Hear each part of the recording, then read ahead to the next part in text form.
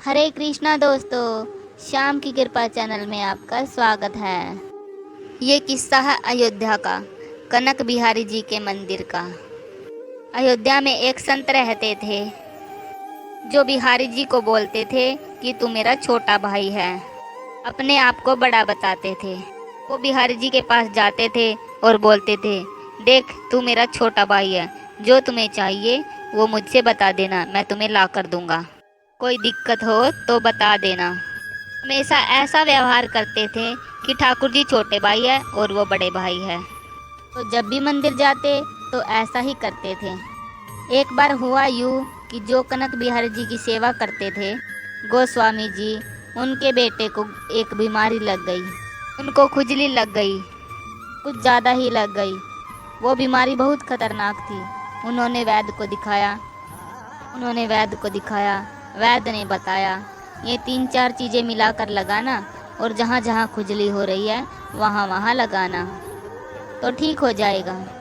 उन 3-4 चीज़ों में एक थी नीला धोता। नीला धोता एक प्रकार का जहर होता है। पुजारी जी आए, मैं सारी जड़ी बूटियाँ लेके आए और उनने नीला धोता भी लेके आए। उन्होंने वो नीला धोता अलमारी के ऊपर रख दिया जहाँ पर ठाकुर जी की मिस्री रखी होती थी। अब शाम हुई। उन दिनों इतनी लाइट तो होती नहीं थी, शाम को अंधेरा हो जाता था। तो शाम को ठाकुर जी को दूध का भोग लगता था। सुलाने से पहले उनको दूध दिया जाता था। पुजारी जी आए, उन्होंने वहाँ से जहाँ मिश्री थी वहाँ से नीला धोता उठाया और दूध में मिला दिया।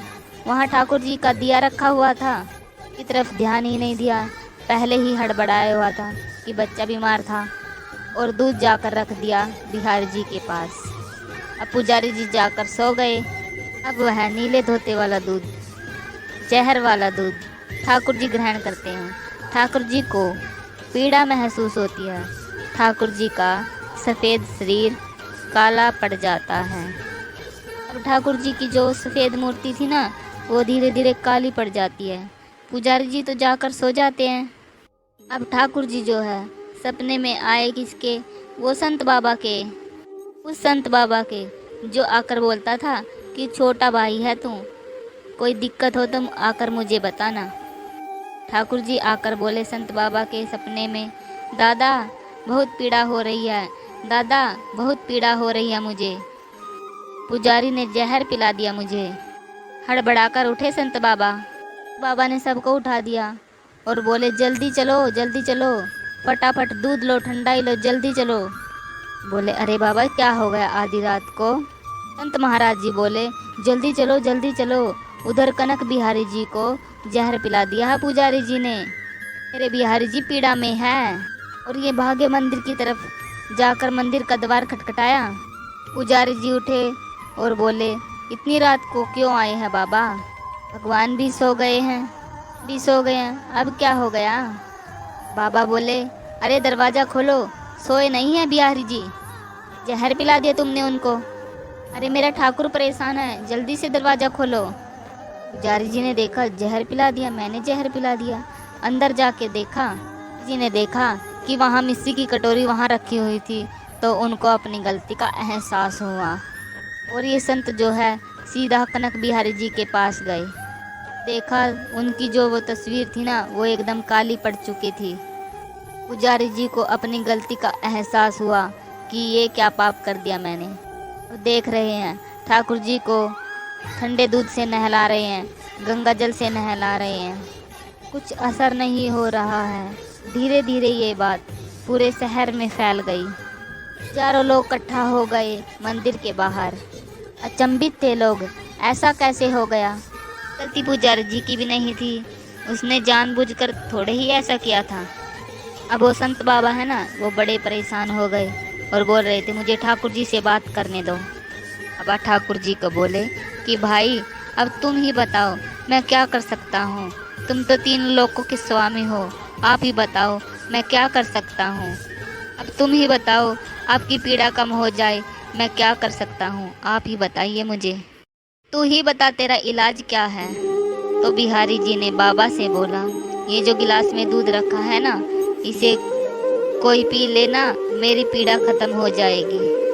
बाबा बोले, अरे छोटे, ऐसी कैसी बात कर रहा है तू? ला अभी पी लेता हूँ इसे। तो मैं उठा करके पीने लगा और आवाज़ आई, नहीं, तुम्हें नहीं पीना है, 1.25 मन दूध लेके आओ, उसमें इसे मिलाओ और लोगों में बांटो। जब सब इसे पी लेंगे तब मैं ठीक हो जाऊंगा। संत बाबा और पुजारी जी बाहर आए। बाहर लोगों की भीड़ लगी हुई थी। लोगों ने पूछा, क्या हुआ ठाकुर जी को? बताया गया कि क्या हुआ है। संत बाबा ने बोला, देखो ये दूध है, इस दूध को 1.25 मन दूध में मिलाकर बांट दिया जाएगा और तो सब लोग पी लेंगे ना, ठाकुर जी ठीक हो जाएंगे। जहर है इस दूध में। और आप यकीन मानना, जब संत बाबा ने पूछा कि कौन कौन पिएगा, एक भी हाथ ऐसा नहीं था जो नीचे था, सबके हाथ खड़े हुए थे। अपने बिहारी जी के लिए सब अपनी जान देना चाहते थे, सब न्यौछावर होना चाहते थे। ठाकुर जी को इतना प्रेम करते थे वे। उन्होंने कहा, मैं पीऊँगा, मैं पीऊँगा, मैं पीऊँगा।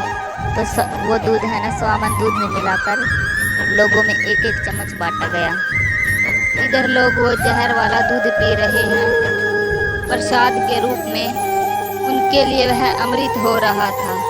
और इधर जो काली पड़ी हुई तस्वीर थी भगवान जी की, वो सफ़ेद हो रही है। जब सारा दूध खत्म हो गया, लोगों ने जय जयकार की ठाकुर जी की। लोग चले गए।